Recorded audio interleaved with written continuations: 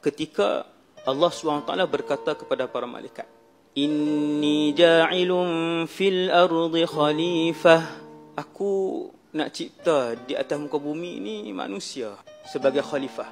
Qalu ataj'alu fiha man yufsidu fiha. Malaikat pun bertanya kepada Allah, kenapa nak ciptakan di atas muka bumi ini makhluk yang membuat kerosakan? Wa yasfikud dima, dan menumpahkan darah. Wa nahnu nusabbihu bihamdika wa nuqaddisu lak. Sedangkan kami, ya Allah, makhluk yang tidak ada dosa, tidak buat maksiat, dan sentiasa bertasbih dan memuji kamu, wahai Allah. Qala inni a'lamu ma la ta'lamun. Allah Ta'ala berfirman, menjawab, aku mengetahui apa yang kamu tidak ketahui. Bila Allah sebut kepada para malaikat, aku nak cipta bangsa manusia yang belum aku pernah ciptakan, bangsa ni tak ada lagi, aku nak cipta untuk dijadikan khalifah. Maka malaikat pun bertanya kepada Allah SWT, kenapa nak cipta satu kumpulan yang nanti akan buat kerosakan dan menumpahkan darah? Maka hari ni bila ayat turun kepada Nabi SAW sampai kepada kita pada hari ini, bila malaikat tanya kepada Allah satu bangsa manusia yang akan buat kerosakan dan menumpahkan darah, sedangkan Nabi Adam ketika itu belum diciptakan, manusia belum ada. Persoalannya, siapa yang buat kerosakan dan siapa yang menumpahkan darah di muka bumi ketika itu? Nabi Adam pun belum ada. Maka ulama ada memberikan pelbagai jawapan. Antara yang paling azhar ialah yang ada ketika itu di muka bumi ialah kumpulan jin. Yang ada ketika itu adalah kumpulan jin, dan mereka lah yang membuat kerosakan dan menumpahkan darah. Manusia pertama ialah Adam alaihissalam. Adam bin apa? Tak ada bin lah. Adam, agama apa pun boleh mendapat jawapan daripada agama Islam bahawa manusia pertama yang ada di atas muka bumi ini ialah bernama Adam. Diciptakan langsung dengan sentuhan langsung daripada Allah Subhanahu wa taala. Maka dia tiada bin, dia tiada ayah, tetapi dia punya anak. Kemudian manusia kedua yang diciptakan juga boleh diberikan jawapan oleh agama Islam, iaitu Hawa alaihassalam. Juga tak ada bin. Adam tak ada bin, Hawa tak ada binti. Kerana Adam manusia yang pertama dan Hawa manusia yang kedua.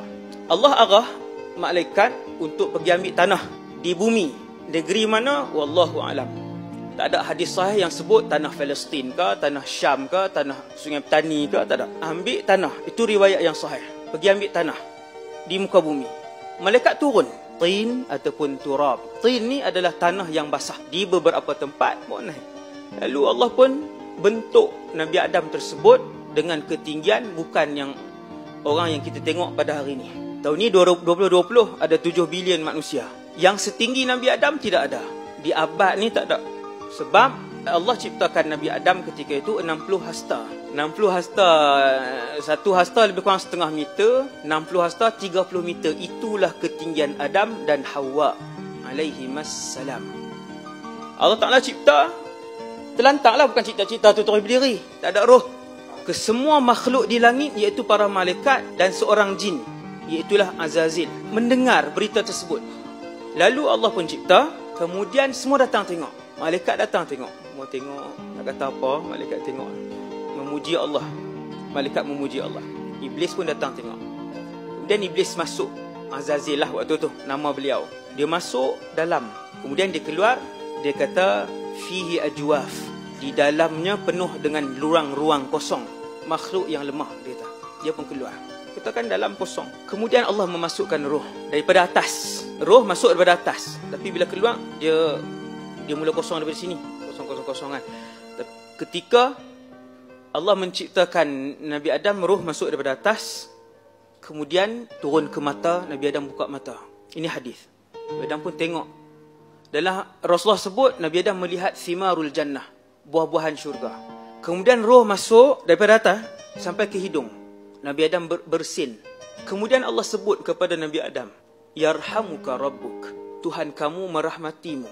Kemudian roh turun, Sampai ke perut, Nabi Adam terasa untuk makan. Dia pun nampak dah buah tadi. Dia nak bangun. Nabi yang menceritakan kisah ni kisah ni mahal tuan. Kita tak saksikan. Rasulullah juga tidak saksikan. Cuma Nabi dapat berita daripada Jibril AS.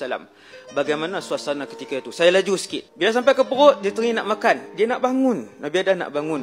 Waktu Nabi sampaikan kepada sahabat, Nabi sebut ajlan. Nabi kata, tergesa-gesa. Kemudian roh pun masuk sampai ke seluruh kaki. Maka bila roh masuk sampai ke seluruh tubuh badan, Allah pun sebut usjudu li Adam. Allah mengeluarkan satu arahan kepada seluruh malaikat. Tuan-tuan, malaikat ialah makhluk yang paling banyak di atas muka bumi Allah. Jin campur manusia, campur binatang.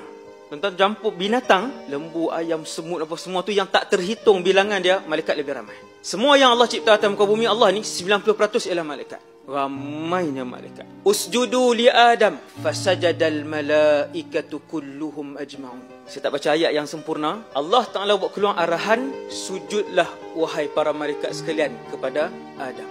Bila Allah sebut kepada para malaikat untuk menciptakan manusia, para malaikat masih lagi tenang. Sebab manusia adalah antara makhluk yang paling akhir di atas alam ini. Jin dah ada, iblis dah ada, malaikat dah ada, arash dah ada, syurga dah ada, neraka dah ada, binatang sudah ada.